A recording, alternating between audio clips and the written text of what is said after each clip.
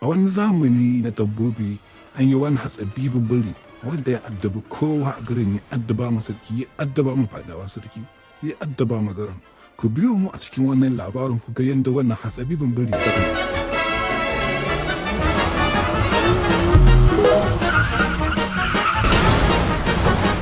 Wannan wuri ai gidan talakawa. Wayo Allah sarki biri ya karya min ƙashin baya.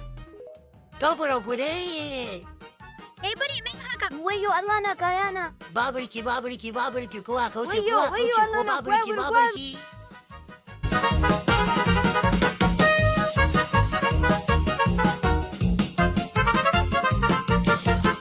Ba za mu lamunta wannan abu ba wallahi. A kori biri ba mai sai an Gaskiya akwai biri ya bari da wani- takura mana ya takura ma sarki sai an Ai alƙur'an tun da biri ya karya min hannu ko ni ɗauki basta ko kuma sarki ya ɗauka min.